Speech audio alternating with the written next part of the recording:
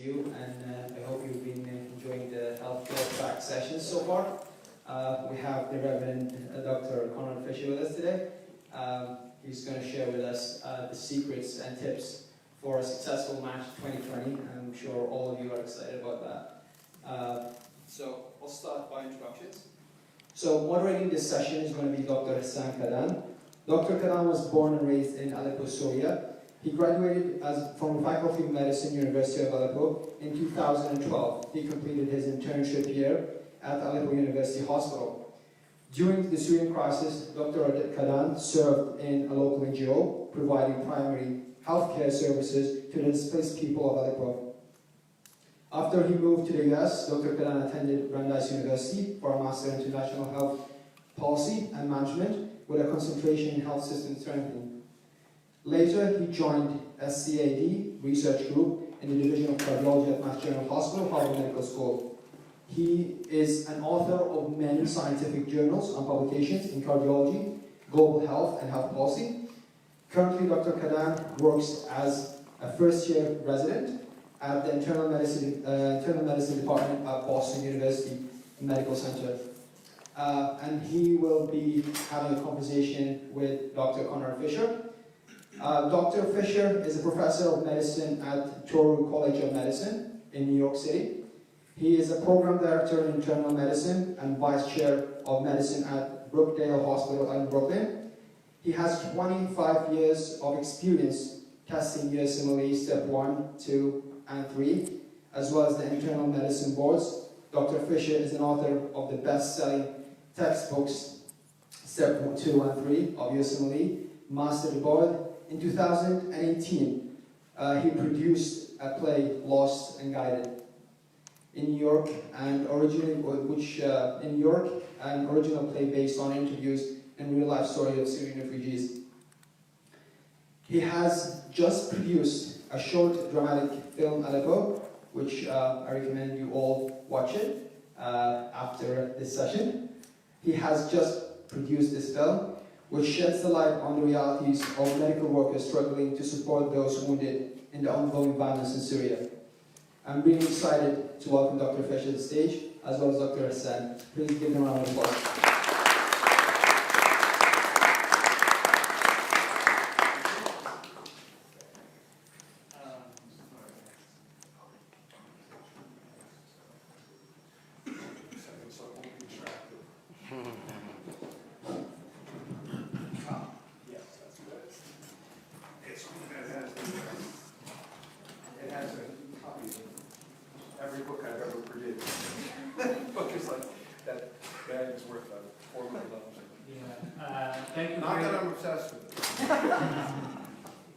Thank you very much for coming today. It's really a pleasure, and I'm very excited to start this session. And thank you for Dr. Fischer, who took the time and attend, this event to give us some tips from his wisdom, and being himself a program director, just like to tell us what the secret, to do during this process to get into residency. So I start from where Muhammad Al-Rawi ended. Dr. Fischer produced recently a film called Aleppo the Film. It's actually in this film show us what's the struggle over there in Aleppo, and I would like to start a short about the trailer of this movie, just to give you an idea about it, and we highly recommend it you guys to watch it to give you an inspiration for the future, because all of us, we came here as immigrants, but we should not forget our home and our people over there, so we can go back to our countries. We got our education there, we grew up there, so that's why we like to give back to our community. So let's start with that. I want to just hold with it. Hello, everybody. So I want to just frame the context for this. What this is basically is it's basically the trailer for the movie. But to understand it is that there's a lot of sentiment in the country that is anti-immigrant, anti-refugee, anti-groups. Never in my lifetime or in the last 80 or 100 years of country have people been banned by country from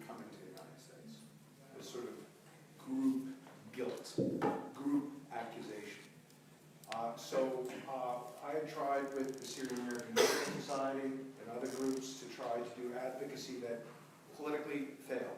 We formed the Syria Faith Initiative that made visits to the UN with collections of clergy across all religions. That did not change the dam.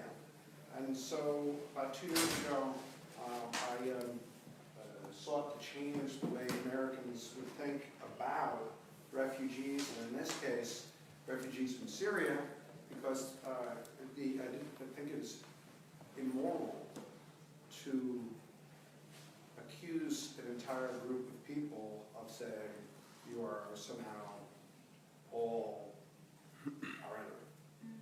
And so instead of showing refugees as basically poor people living in tents, it was to show the refugee from the Middle East as like the people in this room, educated, relatively successful compared to the rest of the country, more fluent in English than the average American. And so it shows the context for what you'll see in the film is that she's a successful cardiologist in New York, in Brooklyn. She goes back home to volunteer in a hospital in Aleppo, which is bombed. Sustains head trauma, prosopagnosia, can't recognize faces and patterns. Her life is a mess. And then, it's a medical student calling her from a field hospital where he can't figure out a case. And she couldn't recognize patterns, and about trying to figure out what the pattern is. So that's the context of trying to understand. And since we're, a lot of us, how many people in the room here are actually doctors? Exactly. So the scenario is, I wouldn't talk to this to everybody, but the scenario is this. He thinks it's SVT at 170 and not responding to fluids and hypotensive. And really what she does, she's able to recognize that it's electrical alternans on the pattern, and it's really a tamponade, so it's misdiagnosed. So that's the context, which is, I normally don't talk about electrical alternans to the average. Okay. That's it. Because,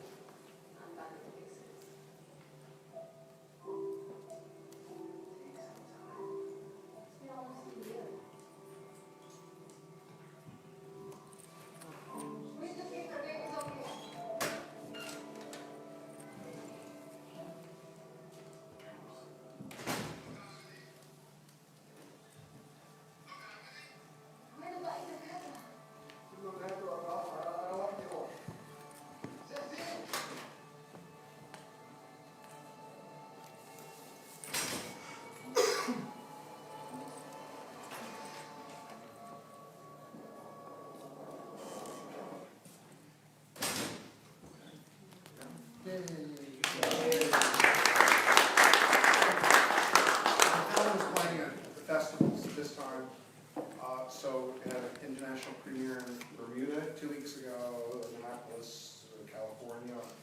We'll be showing it in Berlin in June.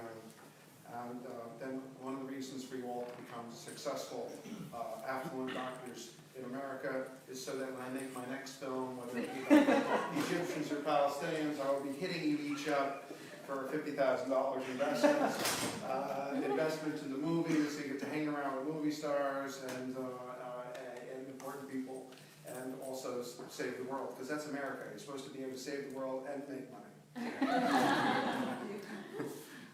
All right, so Dr. Fischer, before we start with the match questions, so I just want to understand, like you're a very busy person, you're already program director, you're a professor, you have a resident, you have students. I have 4 children. 4 children. And I think you already pursue a PhD and you just finished or you're I finished my master's degree in theology. Oh, wow. 3 years ago at Union Theological Seminary, which was at Columbia University, and entered a PhD in philosophy program. See, so you're a very busy person. What motivates you, to produce this movie and care about the doctors who are thousands of miles from where you are in Europe? And the reason I'm asking this question, so you can inspire us, those rising doctors, to care about their colleagues who are suffering all over the world. So what motivates you in this work? So, we have a duty, individual duty. Fard ein?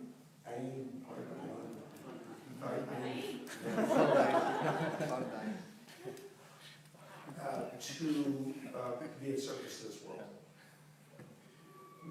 Now, that's not the same thing as being a servant.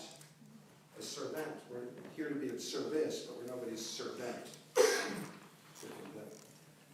And so we need to see the world the way we work in the hospitals. In the hospitals, we have people from all the cultures, all the religions, all the languages, and everybody seems to get along really well and have a common united purpose. So if the world ran like the way the hospitals ran, where everybody's taken care of, and so our goal is to have the heart of compassion. The heart of compassion is that there is no distance. There is no distance for people far away. So when, like for instance on Syria or Yemen, which gets no attention, and people will say, wow, there's 80,000 children died of cholera. The kind of thing of people just looking away. Looking away. Looking away. And we have to make it so people don't look away. We have to hold up a moral mirror. So the same way I never saw a homeless guy without a cigarette, people have time and money for what's important to them. Great. Thank you so much for this exploration. So let me start to understand where people are coming from. How many of you guys are applying next year for the residency? Great. Okay. Let me understand where people are coming But there's from. also, how many of you didn't want to admit it? Because I thought I saw some lady over there. Where are people coming from? Let's see, any people coming from Asia? If you're from Asia, let me know where you're from. I'm from Central Asia, Kyrgyzstan. Kurdistan. No, Awesome. me! Kyrgyzstan. Kyrgyzstan. Awesome. Pakistan. Pakistan. Pakistan. Pakistan. Any other Asian countries? Well, I'm Iraqi. Iraq. Jordan. Jordan. Syria. Okay, great. Anybody from Africa? Where you from? I'm from Ghana. Ghana. Egypt. Egypt. Libya. Egypt. Great. From Europe, do we have anybody from Europe? Maybe Turkey. Turkey. So you're from the European side of Istanbul. Anybody from South America? From Peru. Venezuela. Awesome. So we have very diverse room here, and welcome all you guys to the Art Conference at Harvard. Thanks for coming in this busy schedule. We're from Dominican Republic. Mexico. Where? Mexico. Awesome. Okay, great. It's not from America. Did I miss any other continents? Palestine. Great, awesome. Alright, so let's start with the great deal and start asking the questions relevant to the match. So, Dr. Fischer, as you know, there are every year around 12,000 international medical graduates applying for residency. And yet, only 50 to 60% of those gets into residency. So the first question for you, what are the main factors, to make the application or the applicant is competitive to be one of those 50 to 60%? So Isan's numbers are basically correct. 50 or 60%. Now 50 or 60% may seem to some people small, but what's the match rate in the Mexican match? 20%. So a Mexican, the gentleman in the back from Mexico, which he wanted to make clear is not South America. Did you pay for the wall yet, guy?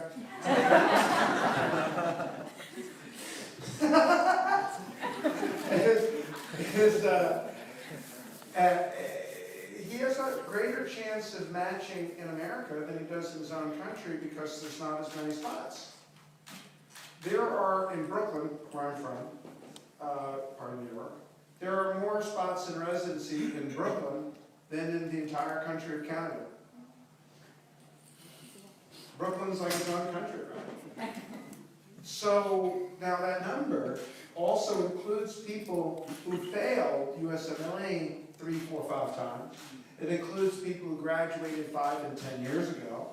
It includes some people who maybe should not match. And nobody from this group.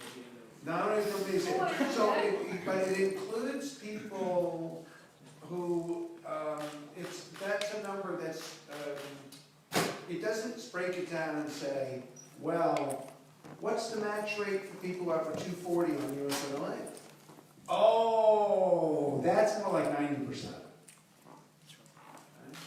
So if you were getting applicants and you were the program director, how would you choose? How would you choose? The harder the better. You look into people's soul.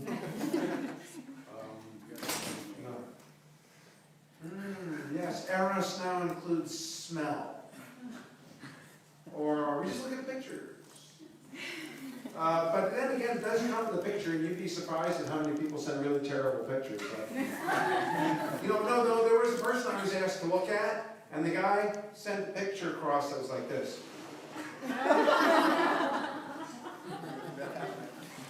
And you had to wonder, he's like, is that the way he's going to practice medicine? So if you were the programmer, and you're getting 10 and 20 and 30 applicants for every spot, 50. Why? Because everybody's applying to 40 and 50 programs? How would you choose? Transcripts in your medical school. Do you guys have A, B, C, D grading? Or 90%, 80%, 70%? Or pass, fail? Or honors? Or there are 600 medical schools in India with 600 different grading systems. And the guy goes, I got a 438. Oh, a 438? What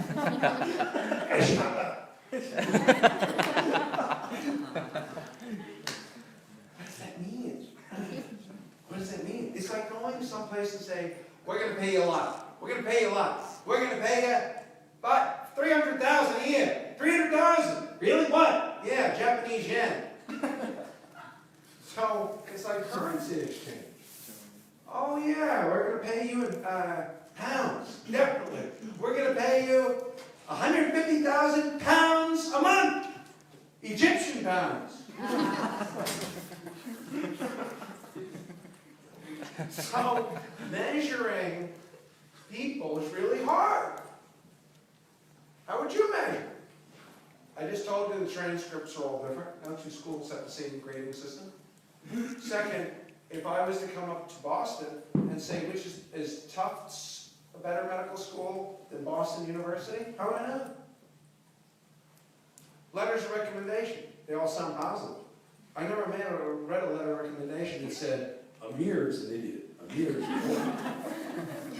Amir can't count from 1 to 10 without losing consciousness. I might interview that person just to see what they're like.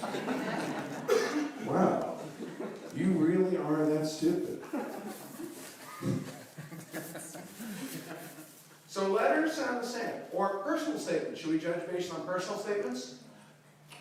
From the time my mother was 10 centimeters dilated and fully effaced, by the time my head passed through the pubic symphysis, I knew I wanted plastic surgery at the University of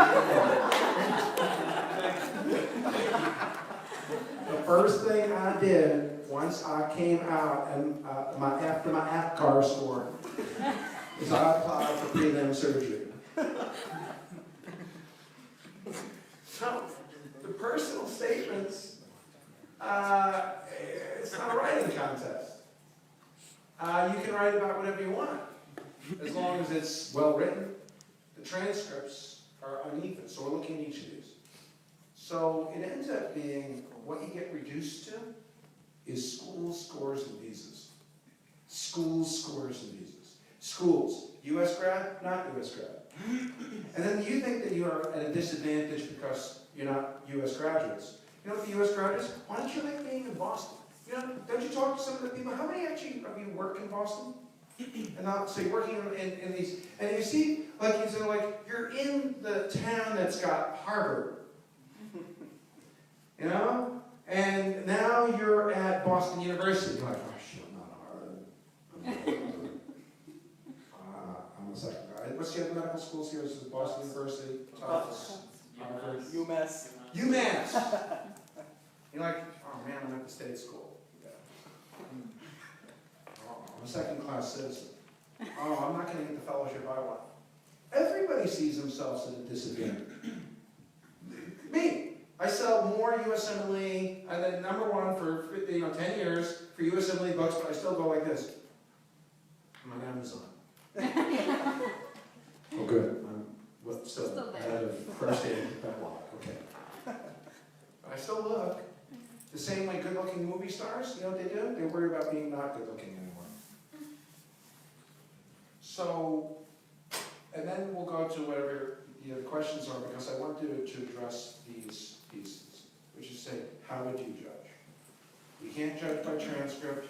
Come on here, come on here. Come on, yada. I heard in Arabic, that's really all you have to know. Yeah. Yeah, these do. Okay, so is, if you had to choose, how would you choose, and you don't even know? Schools, US grad, not US grad. If you're not a US grad, what's the visa? Because some places don't take visas. So if you have a green card or citizenship, that's worth as much as 10 points in the USMLE. That's like going from 229 to 239. That's going from 235 to 245. Because that's what we estimate. You know how I know that? Because when we do cutoffs on USMLE scores, if I have a person with a J or an H visa, I can ask for a 250 in step 1 or step 2, even 260. So if you have citizenship and green card, it's a big advantage. And that's why the scores take on such importance, because it's the only objective measure. Schools, scores, visas. Right? And then if you're, now remember the average program director, like in medicine or family practice or even general surgery, is not going to know the difference. Like for instance, if you're from a place like India that has so many medical schools, he won't know what the worst or the best one is. So there's an advantage to that. You go, I'm from the best school, Olivia. And the guy's going to go, okay. Well, I know. So if you're from the worst school, they won't know. I'm from the best school in Jordan. Really? No, but I'm saying it, hoping you believe it. I'm doing a Donald Trump thing. I just say things. And 30% of people are going to believe it no matter what I say. That's true. Alright, so turn out the scores, the keywords. I personally started with step 2. And the reason for that, I finished medical school and then practiced medicine for 1 year in a university hospital. I'm not sure if I Is that a did. movie about you? I wish. So I'm not sure if I did the right or wrong thing. So I'm wondering if there is a data behind which step we can start with.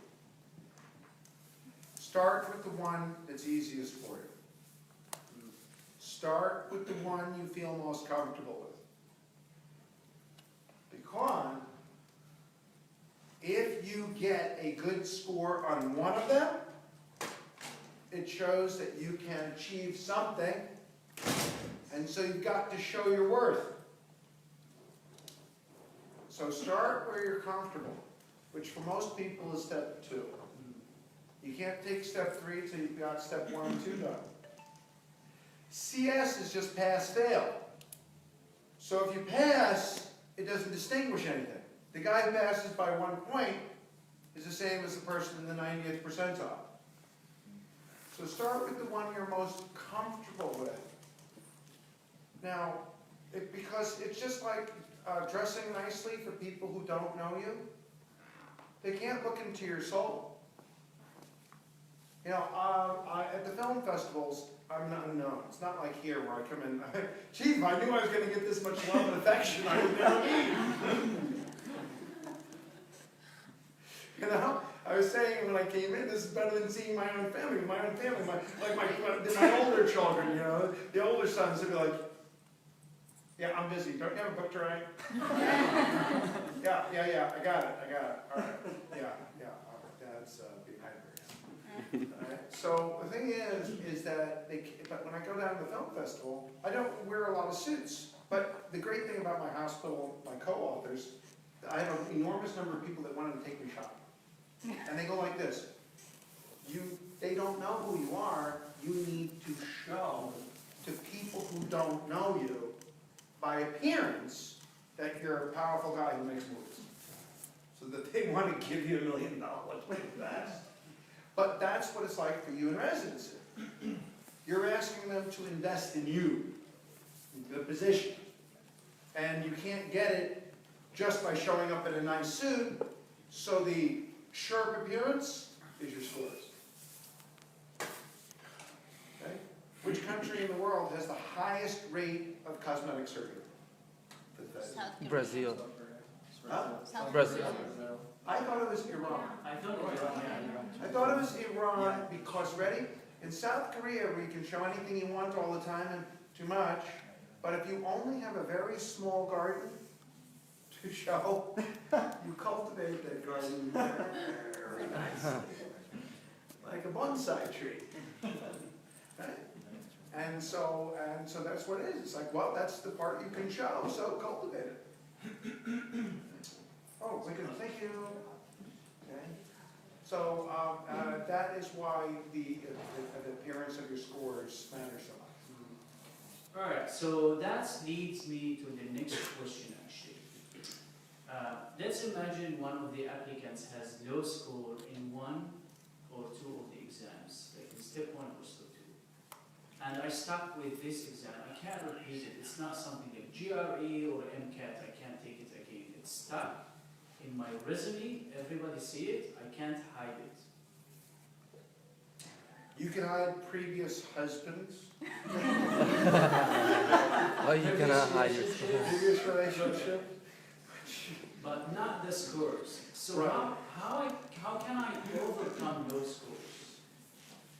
Like if I stuck with this score, how can I overcome that? And then convince the program director something happened to me, I could not sleep, you know, I'm in a war zone, that's affect my performance. So the first thing is, when somebody asks you about it, what are you going to say? So I will tell you the phrases that don't work are things like this. My mother died. My father died.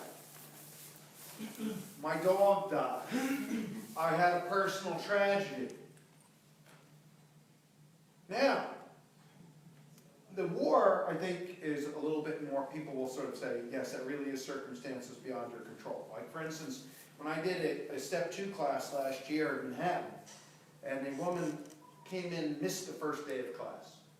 And she's thinking it's like regular medical school where if you're missing, I'm going to manage it. But since it's your review course, it's really, well, it's really for you, so. But she said, yeah, listen, I'm sorry I had to delay. And then I'm feeling like, all right, what excuse are we, you're trying to give me an excuse, so I can't wait to hear it. Who died? I didn't say that, I was thinking it. She says, well, I was on my way to the airport, but I had to drive instead to Tunisia to get out because on the day before I was coming to America, the airport in Libya was bombed, and then the airline went out of business the next day, so I had to drive to Tunisia to get out. And I was like, I got it, I want that one. Yeah. Okay, actually, I tell that story to the American students, because the American students, that's why it's such a pleasure to be with all of you, because the American students will take it all for granted. Take security for granted, take everything for granted. Now, it's safe, it's open, rule of law, and so I tell this story. I He said, what are you talking about? You had to get up early to come to class. Okay, I had a person, that lady over there flew in from Tunisia. That guy came in from Kazakhstan. I wasn't pointing to a real person. I should just So how do you handle it is what you do. First of all, what you say is this.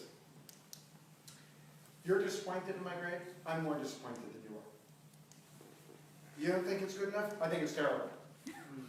I think it's terrible. I don't think it shows my real value.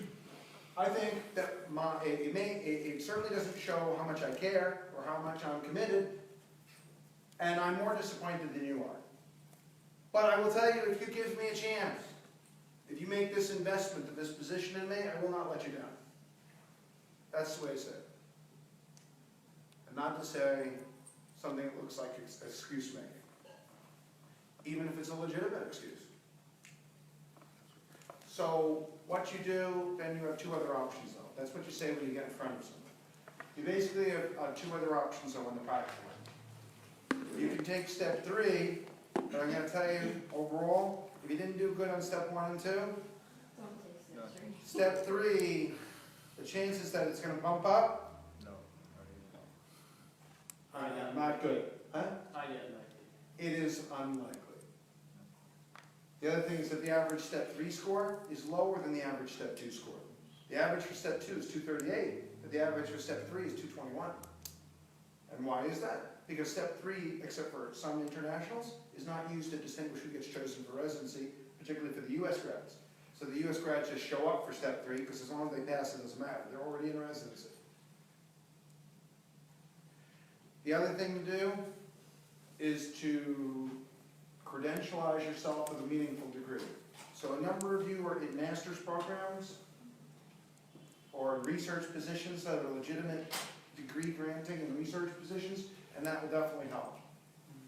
I am not supportive of the concept of when people say I did observerships, and that's all. Because you never know what that means.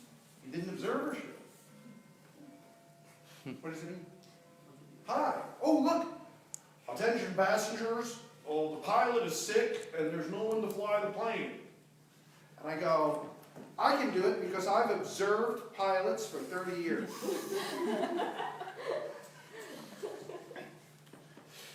Okay. Doesn't work. So observerships are okay. Master's degree programs are more okay because they're legitimate. And research things help you, but you also should do them in a place where someone's going to advocate for you.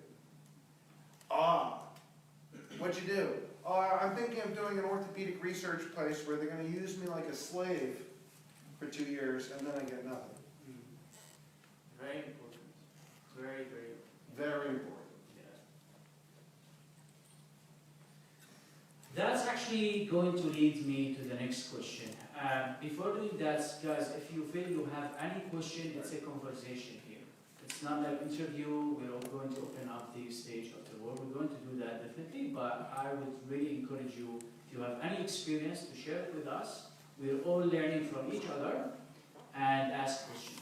So yeah, I actually have a question for you because as we found out that you've been in research for a number of years before you started in residency. So my question is how many years you've spent in research, and when you were applying to residency, have you had, so I don't know, so is it the research experience, is it considered as US clinical experience, or, but because it's not a hospital setting, right? Or did you get something like an externships, and if you did, how did you get them? Did you use some agency, or because that's the very interesting part. And basically, year of graduation, if you have this like large gap, how that will affect your application? A great question. So let me tell you a secret and keep it between us. Although we like screening. So my story is I'm from Syria in 2012, or actually 14, but graduated in 12. Did 1 year of my residency in Syria. Coming to the US was not an option for me. I was not thinking about it. But because of the war, I made the decision, to come to the US. Okay? I took my US MBAs, I did masters, and then I applied to the residency. I did not manage the first I got one interview, and then I did not match. It was very difficult for me. I was like, what am I going to do now? You know, can't go back to Syria. I finished my master's. It was scholarship. I need like financially I need to be stable. You know, so what am I going to do? And then actually I decided to do research. And I wanted to be in a place where it can help me to get into residency. So I found a position at Masjid Hospital, and I did research for 2 years. And I want to give you guys a tip. If there is a research position for 1 year, I don't recommend taking it. 1 year you can't publish anything, especially if it's basic science, unless you're like lucky and you're coming at the end of the project, so you can have your name on the paper. So do research. I did 2 years. After 2 years, I did research, and then I applied again. When I applied, I got 8 interviews instead of 1, and my scores are the same. So what helped the most is the research. However, but let me be honest with you. Every time I went to interview, in the second time, people asked me, what did you do for 5 years out of medical school? And it was a challenge, actually. I have to answer this question. Program directors want fresh graduates. They don't want researchers. And one of the program directors told me that, I don't want researchers. I want a medical doctor. He told me, he was very honest and bold, and told me this. So it's really balance. You have to make that. Don't spend 4 years on research, you're getting nothing. That's very important, especially in basic science. In basic science, you have to show up in the weekend, like almost every weekend. So I'm not opposed to doing basic science. Please don't take it like this. But just like make sure you have enough support, you get something out of it. You know? So that's actually leading me to the next question for Dr. Fischer. So I'm between these two things. Like, program directors really want fresh graduates. Was the guy who said that to you, was he the one that took you or not took you? No, he did not take me. You know? And like many people told me that. So like, how do you make balance? Like, what's the recommendation? Like, what do you recommend? How many years should we spend on research? Like, I don't want to be all graduates, but I want to invest in research. Because investing now in research, I mean, imagine it if you're going to a competitive fellowship like GOTS or GI. You need to do research. It's not for granted. So do it before, that's in my opinion. I don't know if you agree with that. Do it before residency. It's better than doing it after residency because you have to do it. And now I'm intern. I took this day off to show up here. I have to work 2 weeks straight without break. So it's very difficult. You can't do research during residency, at least in the internship year. So I recommend do it before getting into residency rather after if you want to go for a competitive fellowship. So what's your recommendation about how many years should we take, before getting to residency? So the issue with research as a way to credentialize yourself is having USMLE scores that are good is like being rich. It's good in whatever country you go to. It's not like a country you go to and you're like, oh, we don't want that guy, he's got a lot of money. And so we want to be clear about that this is, if your goal is a clinical residency, that research is an alternative way if it didn't go the way you want in USMLE, or you're applying for something competitive. Remember I said about, oh, you have medical students from Boston? Like, yeah, but UMass is comparing themselves, or in New York where I'm at, and downstate is in Brooklyn, it's a state school, and they feel completely inferior because there's, in the same city that has Columbia University, Cornell University, New York University, Mount Sinai, and they get no love down there. So, you don't lose anything except some time and a little money to apply each of the years, even if you signed up for a 2 or 3 year research lab. It does allow you to credentialize yourself so that when you put on your ERAS application, if you're currently in a name brand research place, that it pops up on the front screen. Oh, Nash Channel, sorry? That's the Harvard one, right? Yeah. Ooh. Ooh, well, I would like, I clean the bathrooms at Harvard. Ooh. I'm a bum, but I'm a Harvard bum.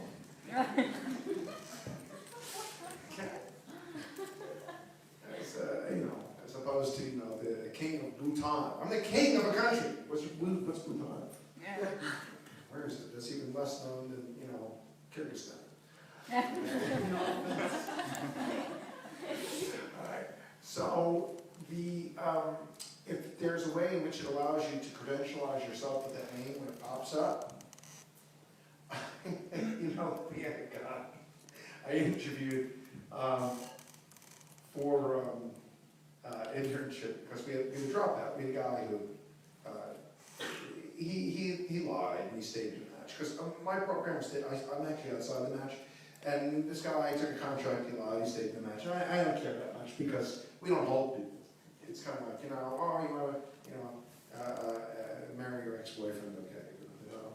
So, but the issue is that the guy we interviewed was at a foreign international school from the Caribbean, but the mailing address for their offices was in the United States, and he puts down the office address in Chicago. So one of the interviewers said, "We should take him. He's a U.S. grad." I go, "It's on an island in the Caribbean. It's the mailing address." So the thing about the research is it has to be one of two places. Either you're doing it because it's a name brand place that you put on your CV that makes you look special, or it's a place that's affiliated with clinical spots that they're going to take you. My oldest son's applying to medical school this year, and his friend and him, they all have these super high scores, but the friend did 2 years of research at Mount Sinai, and they rejected him. After 2 years of research there. Why? Because they're an ultra-competitive place, and the kid went to had basically a 4.0 average, but from a city university. Ooh, you see it in my car, you're not in the club. You're not in the club. Elitism. So those are the two things with research. Either a name brand place that will credentialize you, or with a place where they have a track record of taking you into residency. The third thing is this. We have an extensive preliminary program on us because we need many more interns and we need second and third year residents, so we have 20 preliminary slots. If you're in preliminary surgery, most places, we don't know what happens to those people who don't have advanced positions. Where did the prelims go?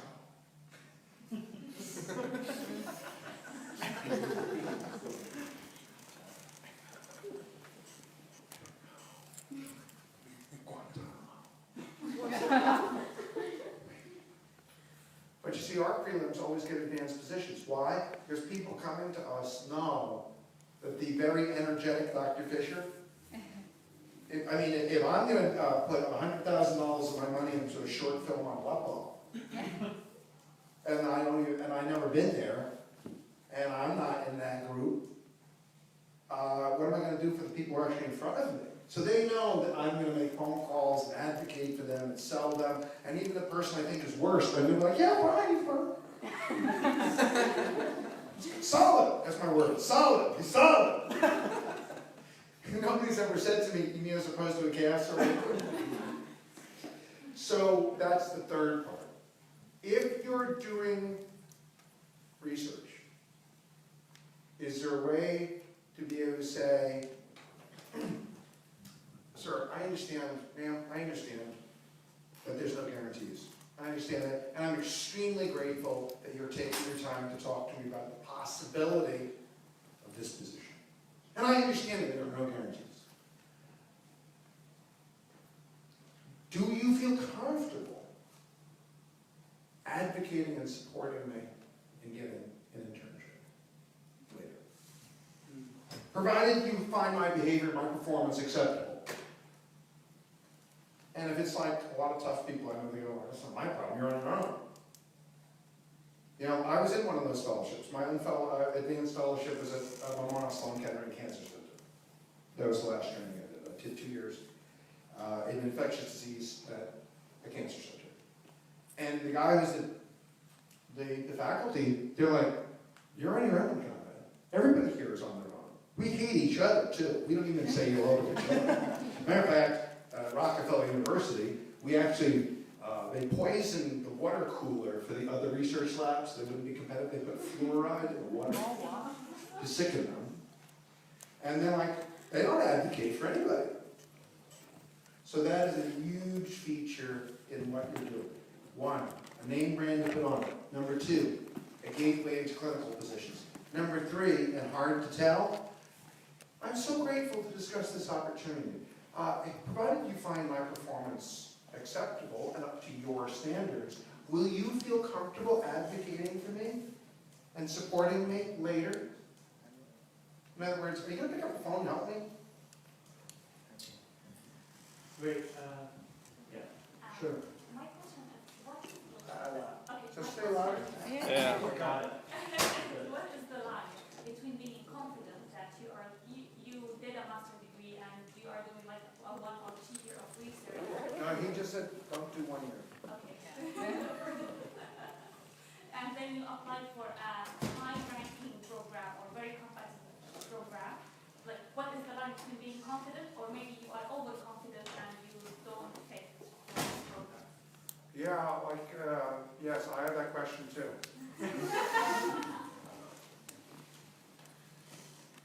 Yeah, I have that question too. I have that question too. Am I confident or overconfident? Yeah. You know,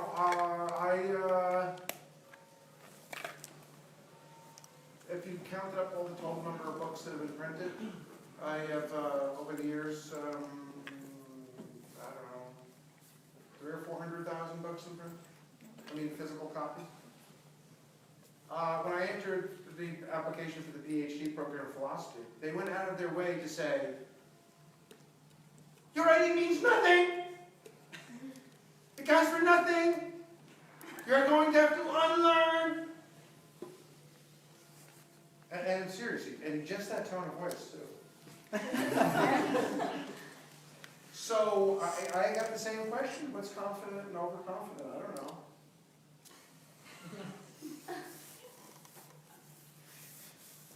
When you find out, tell me so I'll know. Yeah. I just want to ask one question to after that I will take more questions.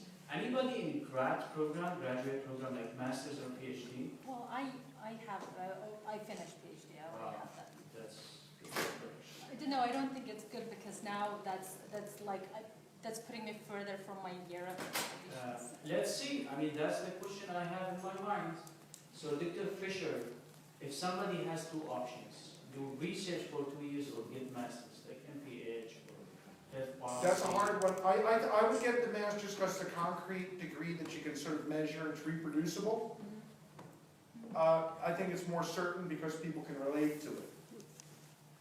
It's because sometimes when people say they do research, if they don't have a publication Yeah. or meaningful one, you start sounding like, so you're telling me you went to cooking school? Yes, I went to culinary institute. I went to cooking school.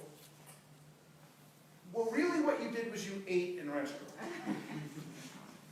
You're never certain what that means. And again, back to USMLE is because it's measurable. It's measurable. I see. Okay. We can take one question. So, follow-up question on that, on the graduate program. I am myself, I'm in a PhD program at Brandeis University, and I'm doing health services research.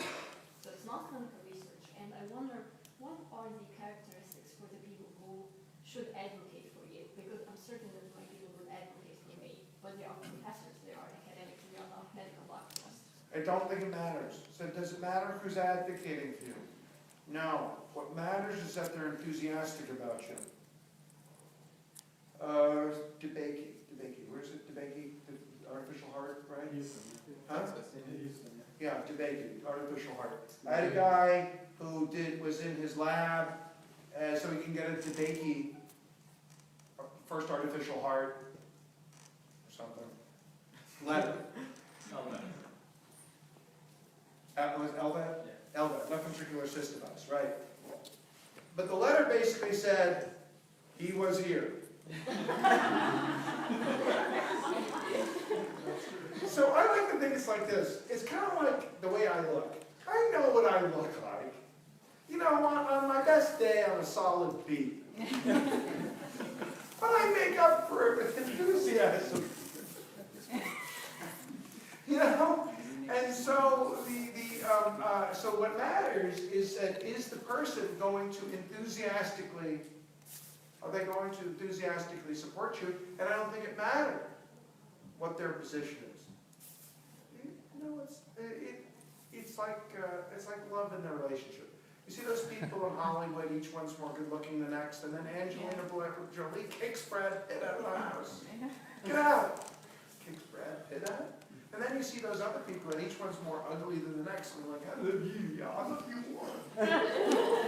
So I think it's not so much what the position is, but how enthusiastically they advocate for you. Is that fair? Is that fair? Yeah, I want to add one thing about that. Guys, I really recommend you finish USMLEs before starting anything else. Being in a research program or a master or PhD or whatever, that might distract you from studying for USMLEs. So I really want to encourage you finish your USMLEs. Maybe, probably most of you graduated already from regular school, but take them as soon as possible and then start like a research program. And there are some exceptions, like you're supposed to. No, I'm glad you said that. Yeah. I'm glad you said that. Do you really want to be studying oxidative phosphorylation, the tricyclic, the citric acid cycle? 2 and 3 years in the research? I know. Some of you just got like, No, get it over with. Get it over with. Because the biggest thing is when people procrastinate. You know, like a step 3 when people are in the residency, we had to make a rule that if you didn't pass step 3 by 3rd year, you can't get 3rd year contract. Because people kept procrastinating it. Okay? The same way you put off paying your taxes or calling your mother. And by the way, I have the answer to that one. Right? You know, how come you never call? I was just about to call you. So getting it over with. I'm going to take this 3 months, 4 months, 6 months to study, and then I take the test and get it over with. The other part about this is that if you don't do clinical training, you're always going to have less options. If you do these other jobs, you can have a change of leadership, and then you're out. Right now, I have a chairman and chief medical officer who thinks I'm fantastic, loves the books, loves this, going here, he thinks it's fantastic. But he's 71, 72, and I dread like I bring vitamins for him, like don't retire. Because I can get a change of a chairman, and you can get a change of boss where you work that decides that everything that the other person liked about you, they can't stand.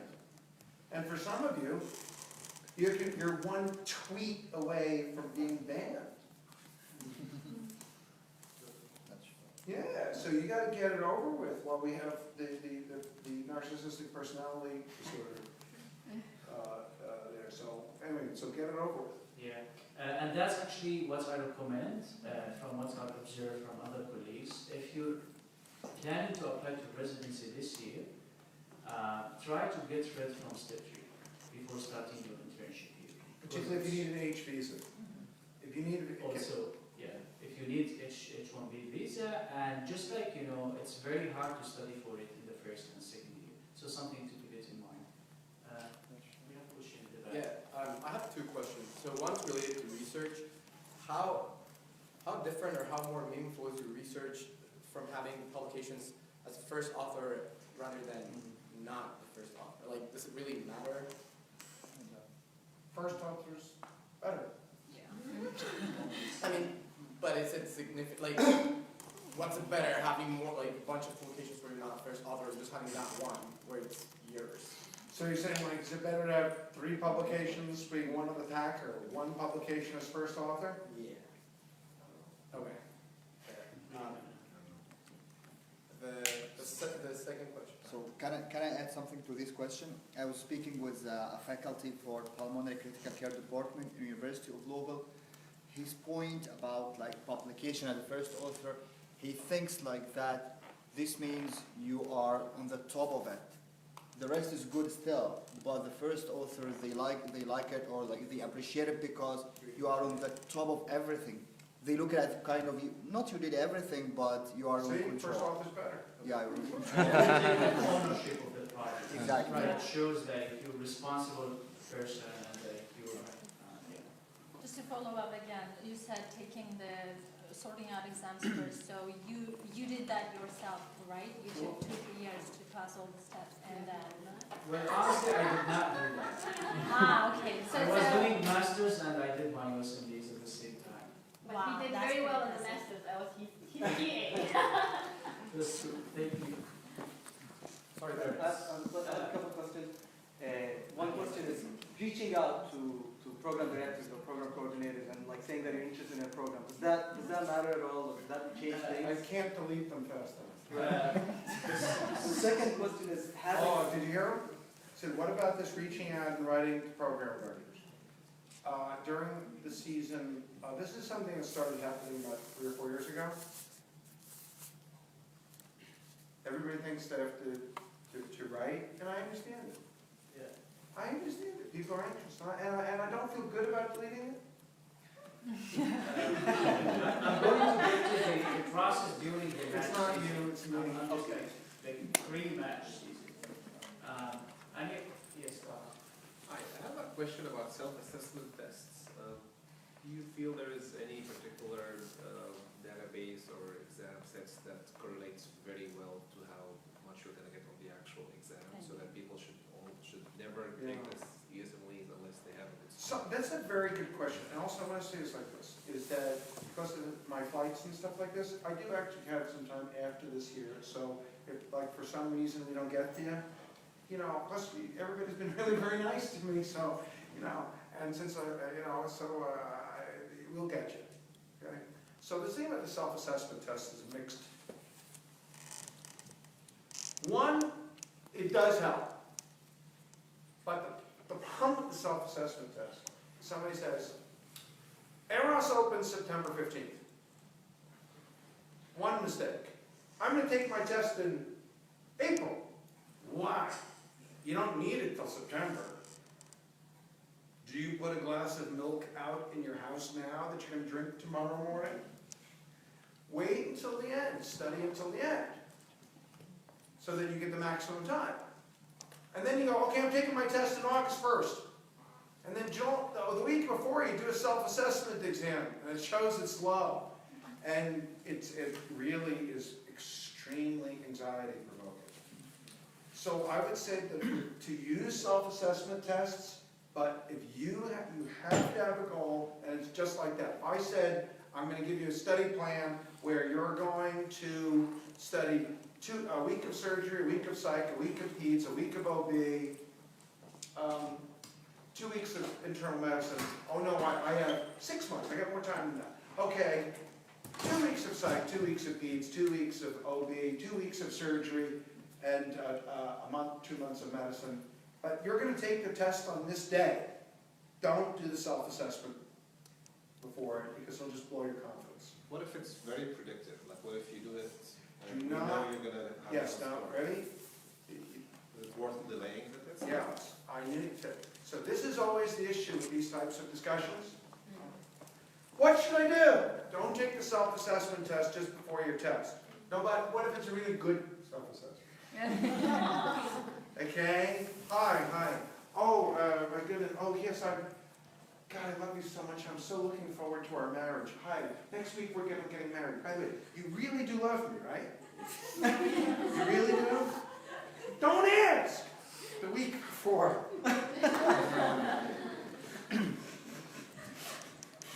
The family's coming. They got the dress. You're not getting any younger. You know what I mean? Come. Yeah. Listen, I think your parents hate me. Yeah, they do, but we're getting married anyway. Let's move on. I have a list of questions, and I'm sure you guys have the same questions. So, Dr. Fischer, very common scenario actually. You've got an applicant, he got good scores, like 240s in step 1, step 2, but he failed CS. Yeah, that's the best test to fail.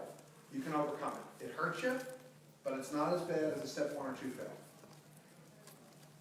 Also, because CS is largely regarded as a language screen, and a little bit screening for psychosis.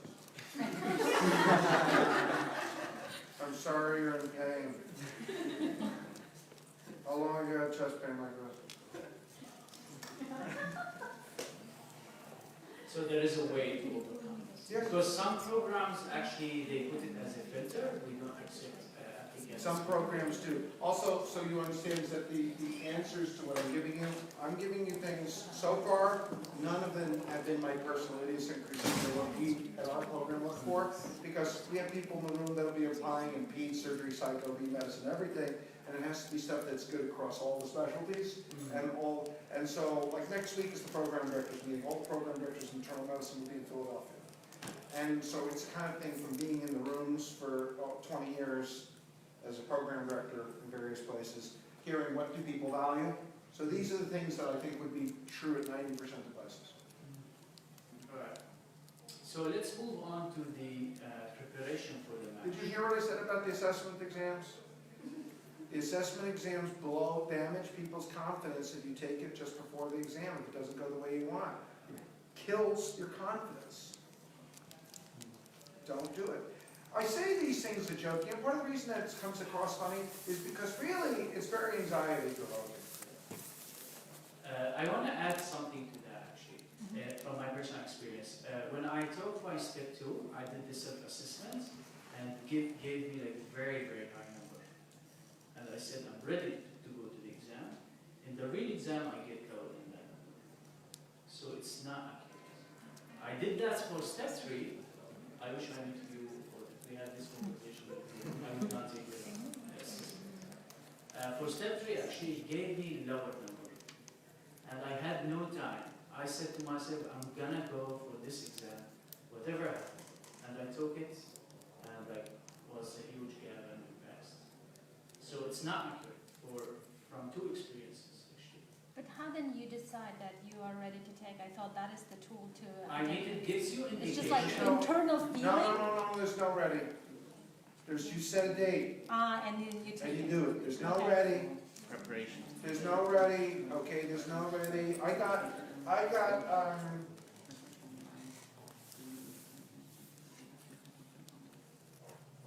a marriage license the day after my divorce settled.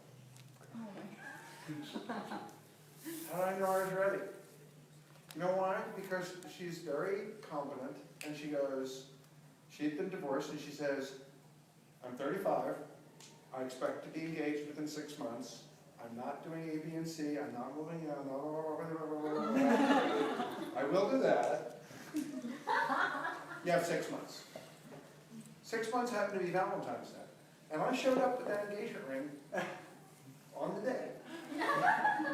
6 months. So, how will I know I'm ready? You're never going to know. You're never going to be ready. Just set the goal and then go for it. So actually, I'm going to move on to the match, season or match period when the US open, September 15.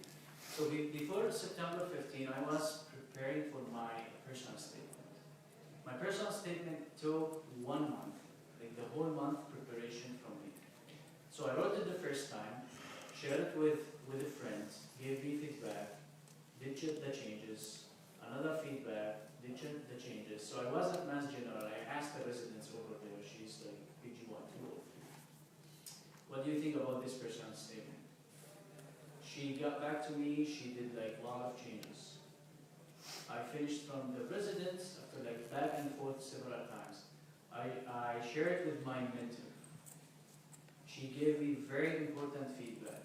I did the changes, and I felt I'm ready on September 13. Although I started 1 month ago. Now the question, does the personal statements need this work? So when I went to the interviews, it really depends to the program. When I interviewed in university programs, they read every single word in my application, and they asked me about it. When I went to community hospital, the first question was, tell me about yourself. The other question, actually. So it really depends. If you have a high scores, you're aiming high, you should put a lot of efforts in your personal statement. I'm not sure about the rest, about the rest of the programs, like how do they look into the personal statement, and the person who's like in the best place to answer this question is Dr. Fischer. What do you think about the I think Isan has very accurately described the issues on personal statement. Personal statement creates a tremendous amount of anxiety. Also, anybody in a position like me that says that they were not anxious is lying or demented. The difference between me and you is only that I remember all of these anxieties and I deal with them. But I was anxious as well.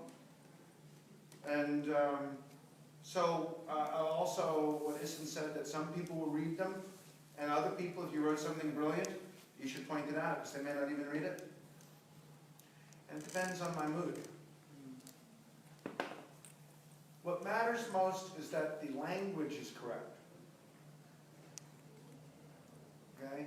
If I was writing in Arabic, I would make sure that I got my grammar, my syntax, and my philology, as they say, study of language, correct. So I don't look like an idiot. In that sense, many of the non-English speaker, primary English speakers once have been better than the US students, because the US students are thinking, I speak English muy bien. And you got that wrong, dude. I'm a primary English speaker. I did not have checked very much my essay good. No, that's the truth. Yeah. I think what will help you is to say is, as long as the language is correct, and this is going to sound corny, write about what you care about. Write about what you care about. It's like me. One person's weird is another person's interesting. There was once a personal statement that was shown to a faculty advisor that said this in the personal statement. To see a world in a grain of sand, and heaven in a wild flower. Hold infinity in the palm of your hand, and eternity in 1 hour. And my faculty advisor said to me, Conrad, aren't you weird enough? Get rid of this. Can you not just draw within the lines and act normal for 5 minutes? So I kept it in. And the only person that asked me about it and commented on it said, oh my God, look at that. Usually these personal statements are so tedious. They all say the same thing. But look, poetry, that's interesting. It happened to be the place I ended up matching. Because what was genuine for me rang true for the person. So I know that sounds terribly corny, because when people say, be yourself no matter what they say, oh, come on. People get hurt all the time. Look what's happening with Biden now. Right? What's happening with Biden, Well, what was acceptable for his comportment and warm glad-headedness? It's not like, no. What's he supposed to do? No, this is my true self. And he's not going to do that. He's not going to do that. He's going to change. The next question for you, Dr. Fischer. I noticed when I applied to residency the first year, actually, so the recommendation letters. In my first year, my recommenders were PhDs, because I was in Brandeis doing my master's. I didn't have interaction with MDs at that time. And I think, in my opinion, that's affected my application. So I did not have any MD. Did they recommendation. that matters for. Now, I still stand by the enthusiasm and the individualness of the letter is more important.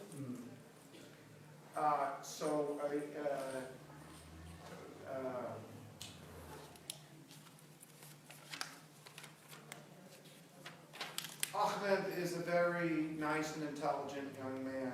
He asks lots of good questions. He's very smart. He cares a lot. He's very compassionate. Everybody liked him. Hi, I met Issen. Issen was part of a very well-organized conference. He had everything down sharp. I could tell from the way that the conference organizers made the book and everything has taken care of, and there's clear maps and direction, that I have this specific anecdote. I could tell more about how a person makes a good cup of coffee as an anecdote than general adjectives, like, you really smart. But Essen's point that says that it will hurt you if you have all PhDs writing letters, that's the first one where it depends on what the program is. Depends on the program director and the program leadership. And the same as the older graduate, yes, there's no doubt that the older graduate with more than 5 years since graduation, I regret to say that will hurt you. Because I don't do it, but now again, that's me.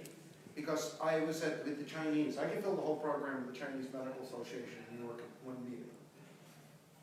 Because they're doing like what you're doing. They've been doing it a long time, and they invite program directors for mock interview practice. And so I said to one guy, 6 years since graduation. What the hell are you, I didn't say what I was like, yeah, what have you been doing? And the guy goes, I got a PhD in molecular biology from Harvard. Oh. And I stopped, then I got rid of the cutoff. But the letter thing does matter, the source of it, because some program directors really want clinical people. Yeah. So that actually leads me to the next question. In the next year, I got it from MDs. So, and I had some clinical rotations like in other places before coming to Harvard.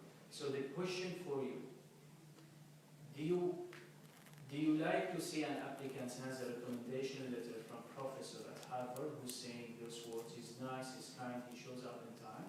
Or you want to find a recommendation letter from ex-doctor in the middle of nowhere, but give you a story how this person managed the case?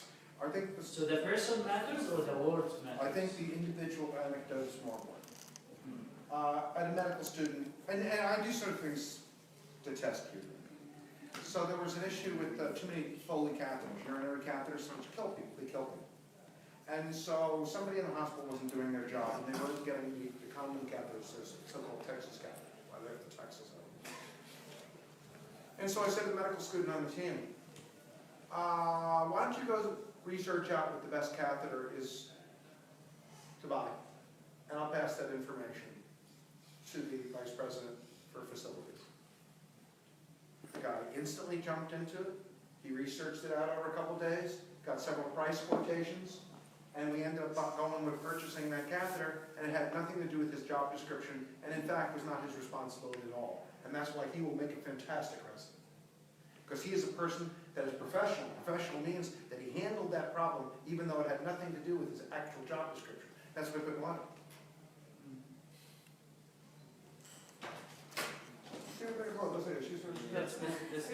Having heavy balloons. I have another question related to the position before applying for the residency. Do you advise anyone to go, for example, for a position like in the UN, being a medical director or something like this, or working in the policies? Because my master's degree, I'm doing war and psychiatry at King's College London, so it opens to me some jobs like this after the master's.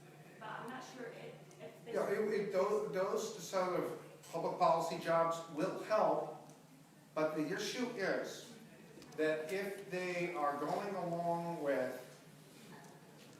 failures in low USMLE scores, it looks like too much makeup on not a great face. You said that. I mean, you understand. Thank you very much. So, You're welcome very much. I haven't done anything for you, but you're welcome. so if your letters come from a surgeon and you're applying for a non-surgical discipline, and that guy is like supporting you heavily. Yes, it hurts. And you said, what, or the other way around. You're getting a letter from a clinical person, but it's a person that's not in the area you're applying to. And the answer is that some people will very much look at that. So that is, again, it's not my thing. Let's take one that you haven't asked yet. You're applying, and you're not sure what you're want to really do. You're applying, and you're not sure you're going to get dermatology, ophthalmology, otolaryngology, very small number of spots. You're not certain whether you're going to get the emergency medicine because you have a 210 on step 1 and step 2. And so you're applying in family practice or general or internal medicine or psychiatry so you get something. Do not tell them. Do not tell them. You are the only one for me. There has never been. From the beginning of my life, I have been looking for your face. But today I have seen it. Today I have seen the charm, the beauty, the unfathomable grace that is your face. And those who laughed and scorned me yesterday are sorry that I have found you. That's really bad. That's really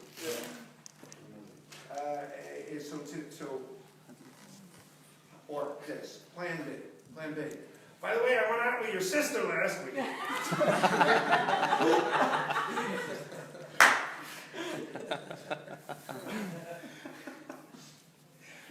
It may be true, but don't tell. Also, they have no way of knowing if you apply to different programs you in the same hospital. That's what's really important. Come to these type of sessions. That's what's really important. Because you think that people are really looking. You think it's like a background check or something like that, where they know everywhere you go. They don't. I have no idea who's applying in peds and surgery and psych. The only way I have of knowing is if you send me the letter in the ARIS application saying, Dr. Fischer, Bob will make a wonderful psychiatry resident. So you heard my point here is that if you're not certain, apply in multiple things. Me, you can tell me, because I understand equivocal. Should I stay here, or should I think about going back home to Tripoli? I'm not certain. You can tell me, but don't tell anyone else. So to complete that question, so basically if you have to justify that guy is your mentor, that guy is your PhD, like... Yeah, I still think if he says something about you individually and he's your mentor, it doesn't hurt. But you asked if the letters are in a different specialty. Some people will take an issue with that. Again, I'm here to tell you what everybody will do. Do I like the fact that more than 5 years people really get hurt? I don't like it. All right, That's so the way it is. yeah, so now it's September 15. I submitted my application. So the question is, should just like I wait, pray to God, go to the mosque, to the synagogue, to the church, just praying God to get interviews, or should I do something else? So the question, Dr. Fischer, what do you think about connection and networking?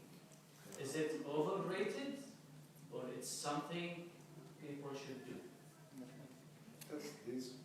I know it's a very hard question. These are all excellent. At the residency level, it 100% helps. Medical school applications is different. Medical school is much more sealed. But for the residency, it works. More.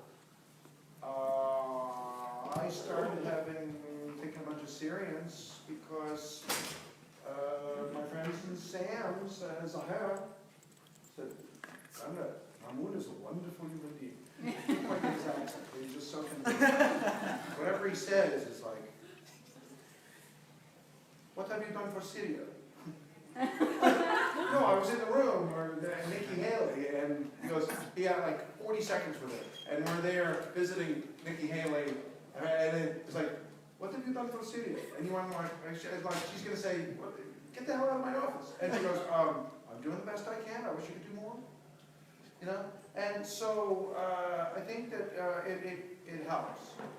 Now, I get enormous numbers of referrals, and I'm sure, and not special.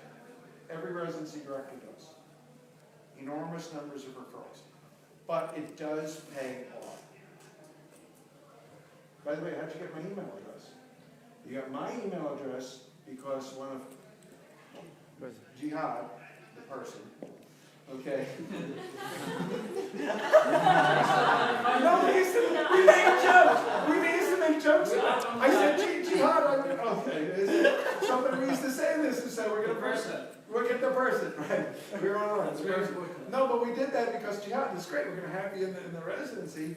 Well, I'm going to actually tell you a story about this. Is that we got him and a number of other people through. It's not everybody, but program directors are under enormous pressures from people.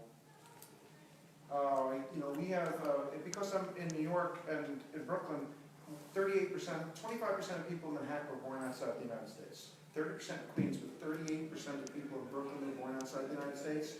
54% speak a language other than English in the home. Wow.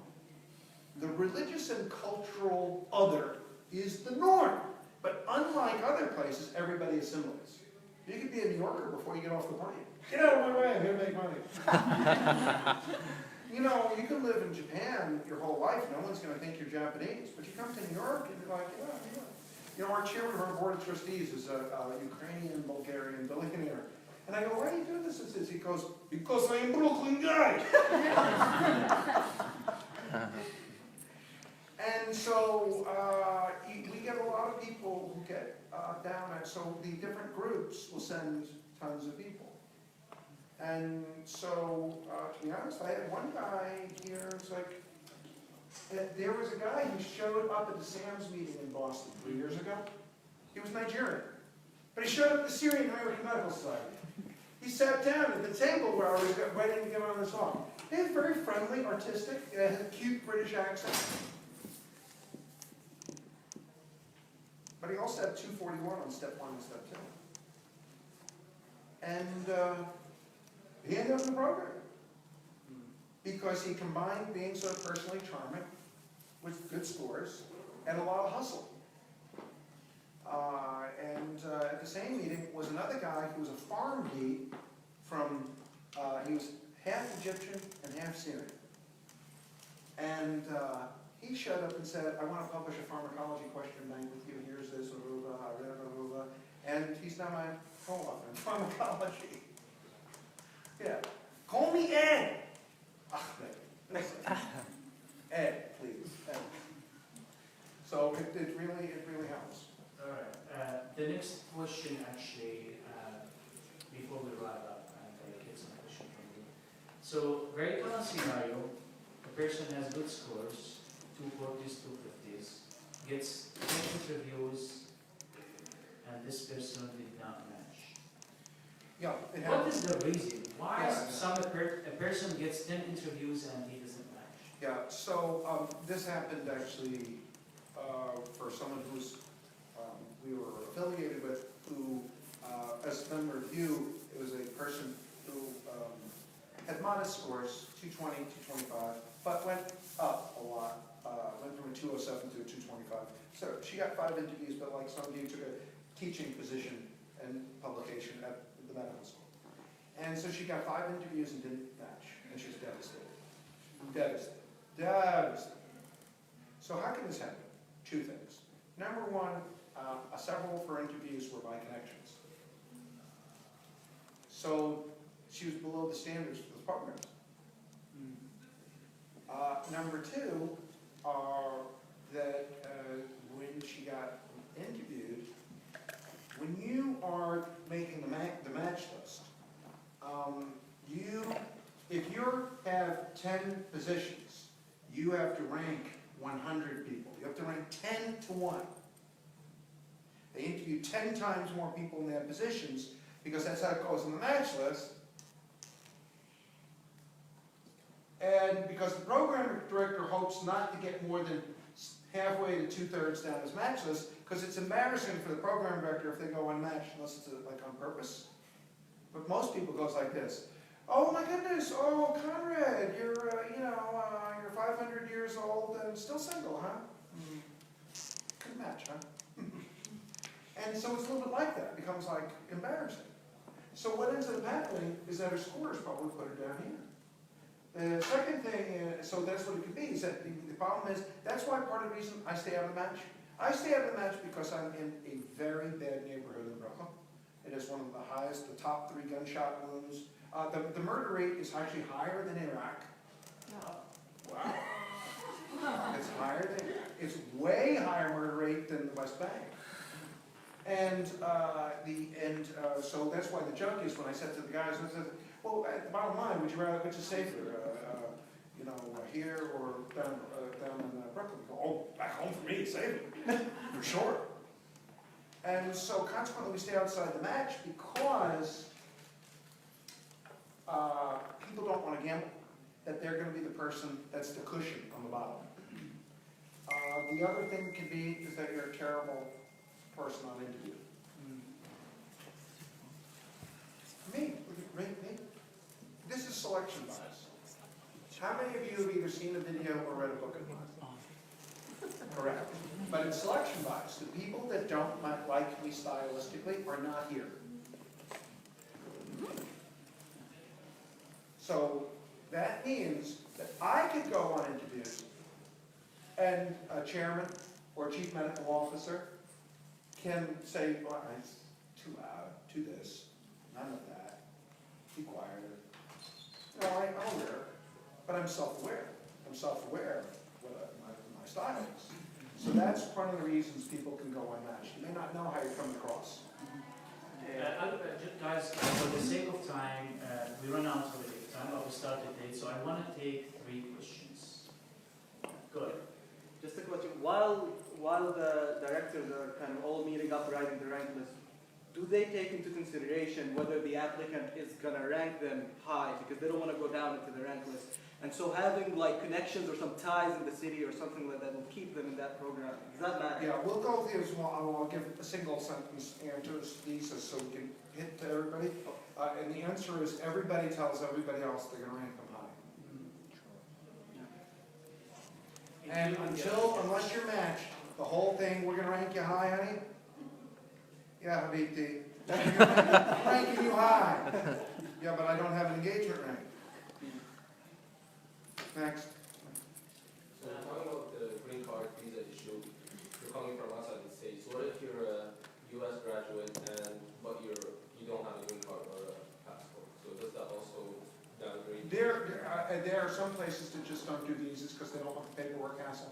I had a chairman who used to be like this. I watched a previous talk of yours where you mentioned that a huge red flag in applicants is gap years in medical school.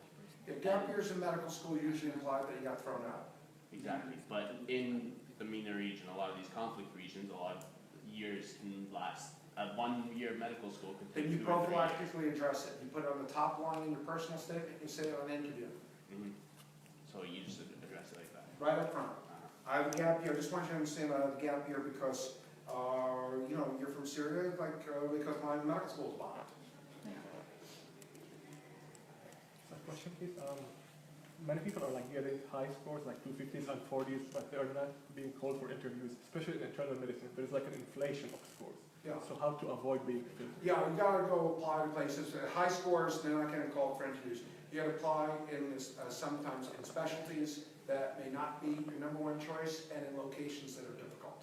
So my son applied. He looked at it like this. I got an MCAT score. I'm in the 97th percentile. I have a 3.92 GPA. So he applied to Hopkins, Stanford, Yale, Columbia, and then he needed electroconvulsive therapy when he got rejected to 90% of these places. He overshot. Why didn't you apply to Buffalo? I'm going to Buffalo. Nice town. Next. That's the reason, yeah? I always wonder about why some hospitals are not IMG friendly. So I once heard... Yes, this is where we're going to end, because we're arguing, I mean, I'm not there, but this is one of the things to say. In a place like New York, there are still things where they go, we're not going to interview internationals unless we know them. Or, you know who has it even worse? The osteopathic doctor, DOs. Half of you international graduates like, what's a DO? What is that? My own mother, when I was at an osteopathic university, said, what are you doing at the bone school? And so this is just a perception issue, but you gotta just accept it. You have to accept the fact that there's a certain thing like U.S. is more standardized, more status. Doctors are very status conscious, very elitist, very pedigree conscious. And so I am not that way, because like the reason I brought up Bhutan is they asked the king of Bhutan, how do you measure your success? Your gross national product is very low. And he goes, gross national happiness. We're a very happy place, because everybody comes outside the match. So I may not be the best looking, but everybody chose us first.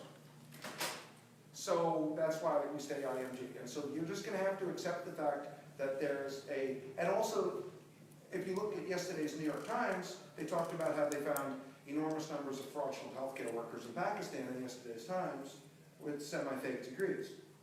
So it's just So I once heard that the top-ranked hospitals will be watching if they accept IMGs. No, that's strictly a sense of, I did board review at the University of Rochester the last 2 days.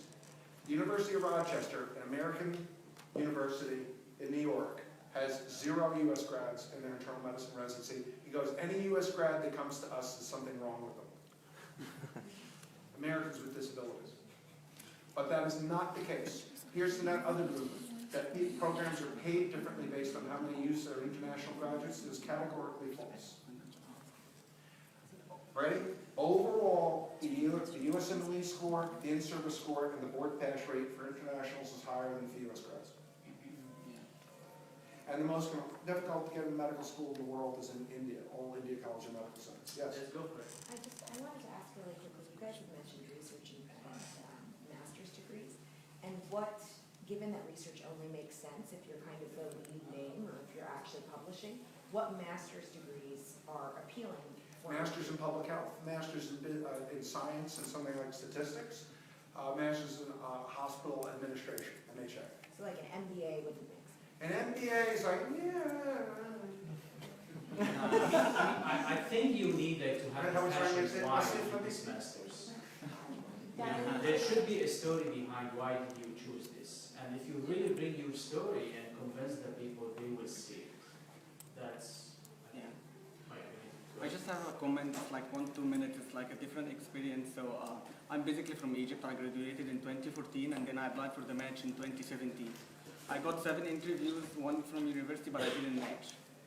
So what I did, I went for research. I got a research position at Cleveland Clinic, Florida. I rewrote my CV and my personal statement in a better way because some of them were not very well written. And then although I started like 6 weeks before the next year match, I got like a very good individualized letter of recommendation from the research fellowship and fellowship generally program director. And then I reapplied to the match. I got 17 interviews, 3 from universities, and I also worked on my interview skills, and I ended up matching my first choice. So I think research, I didn't publish anything. It's just, as Dr. Fischer said, having the logo of the university on your CV helps a lot. Yes. Having a good letter, individualized letter of recommendation from a well-known person like a fellowship program director also works for you. And then working on whatever deficiencies you have in your CV. Although I had good scores, but yeah, it was like a big this morning. Very valuable experience. Thank you so much. So we're going to end, and so the people who keep talking. Is there anything in this room in the next 10 minutes? No, we're going to wrap up. I'm just saying, is there anything going on in this room? No. Huh? We have a little bit Okay, so what I'm saying is that we'll end, but, so then it saves people the awkward moment of I was planning on sending at 12:40, and do I walk out on Conrad Fischer? Awkward. But the people, after he ends, just come move forward, and we can keep talking, the people who are, like, this is what I want to actually say in places, is, so I'll switch my language to a certain degree, which is, medicine is not the point of existence. Medicine is to keep artists, poets, spiritual beings alive so they can develop an immortal, beautiful soul and make a more perfect world. So we're here to serve. When we make so much of this about what we needed for ourselves, it becomes, that's where the tension starts. So the goal has to be, when you make your dua, you say, let me be in the place where I'm supposed to be to help the most. You think I had any idea I was going to make movies about Syrians? I don't know, I'm not Syrian, nobody in my family is Syrian, I don't know nothing. But I want to help. I want to help. So some of you, if it's been a long time and you have applied year after year, some of you will have great success stories, and I hope that is true. Some of you may have to say, when I met some people, others, the Bangladeshis, how long have you been applying? 8 years. I'm like, dude, you should have gone to be a physician assistant, be a PA. You could be a cardiothoracic PA and be doing a chest cracking chest 6 days a week. You could have been an orthopedic PA. Find a place to serve. And the goal has to be, like, I want to find my calling. Like, fard ein, my responsibility. And then it'll take a lot of attention. I get an email from him. Hey, want to come to the Arab conference at Harvard? All right. I was not even there, sure. Because I felt that there was something important. I felt that there was something important. And so if you do that, it'll take a lot of the tension out of you. And so the last thing I'll say is this. When I went to all the people at the UN and the politicians to say, can you help, can you help? You know where I got all the help, and who put up all the money for that matched it? It was the doctors and the medical students. So there's a lot of ethics and nobility in what we're doing. And I hope that's what you take with you when you leave right now, which is that you're in an ethical and noble calling, and that if you, with intensity, look for the right way to serve, you will find the place that is, and the method that's best for you to serve. Okay? My name is Conrad Fischer. I approve this message.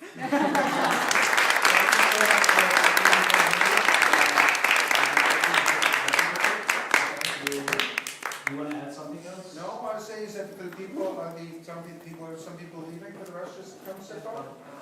Thank you so much. Thank you, everyone.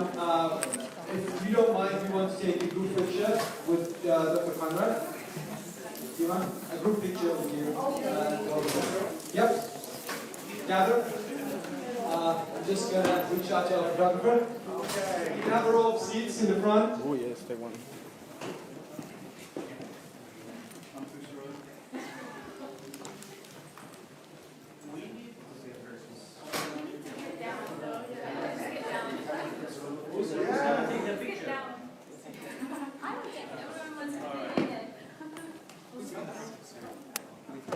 Do you have camera?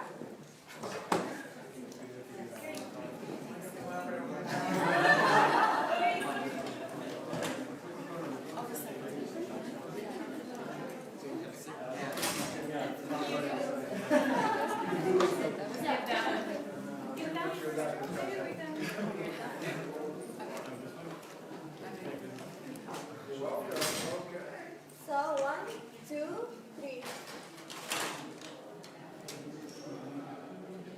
Got it?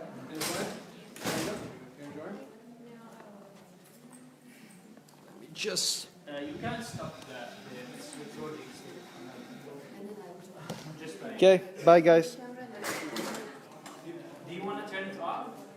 Yep. Okay. 1 2 3 Okay, smile. يلا راح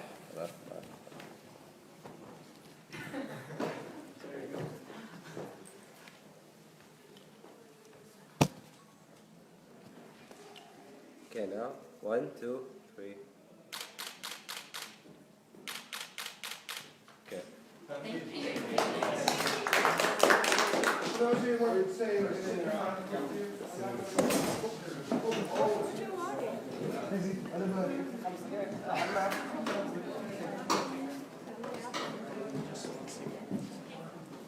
Good job.